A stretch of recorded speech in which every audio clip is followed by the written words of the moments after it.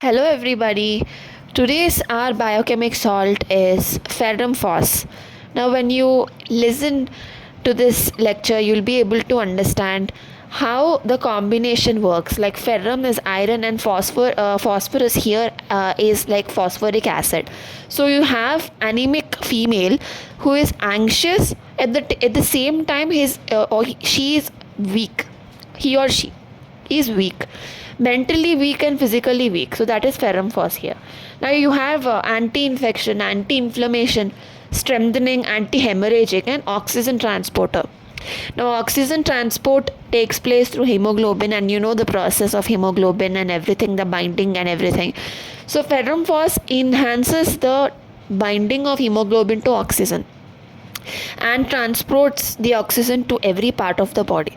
So it's very important, and it's obviously first stage of inflammation, febrile conditions, you'll think of ferrum Phos.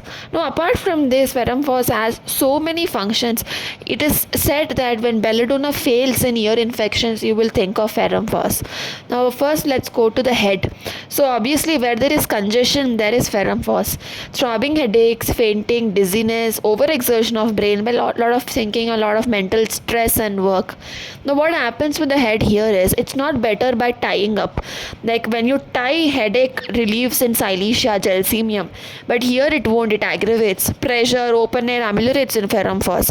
So that explains the congestive headache here, the congestion right there. And then coming to eyes, again the first stage of congestion of eye, the gritty feeling, scraping feeling, those are all common symptoms of conjunctivitis. Now acute onset of conjunctivitis, acute onset of fever, everything so acute is ferrum Phos.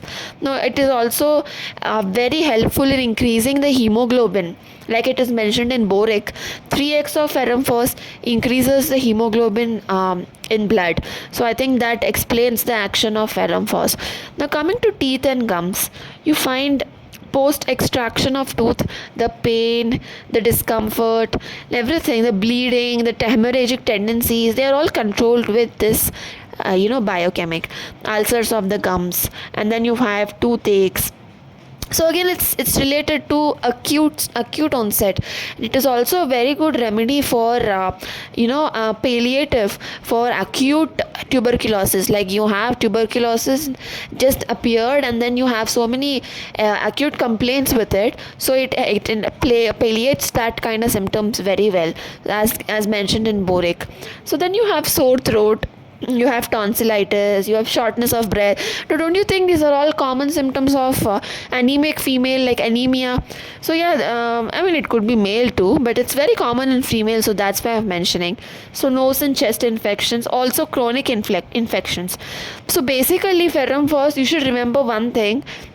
This female right here is very weak. At the same time, you don't find the flushy, like in ferrum metallicum they have flushy sanguineous appearance, but this doesn't have. This is oxygenoid constitutions right here, so you won't find that kind of flushy females, but they're very weak, so that should be running behind. So as well you have so many, like morning sickness is present.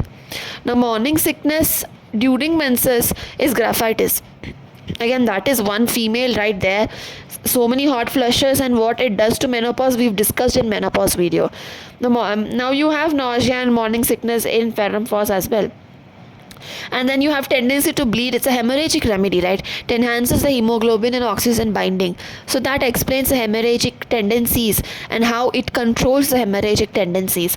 And then you have cold hands and feet. It's again a common symptom for anemia. And then florid appearance. Now we've been talking about this appearance, blue rings around the eye. There is also hypocritic face in ferrum Phos. So the severity of anemia, that explains. And then swollen feet. Now one important thing in ferrum Phos is you're not sure of the modality too. Sometimes they are aggravated from open air, sometimes they're ameliorated by the open air.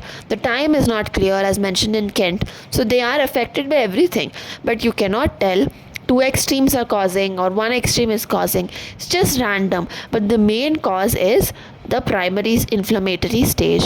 Now the secondary inflammatory stage and third inflammatory stage, we'll be going with other remedies, the more khali is there. But right now it is primary, the acute.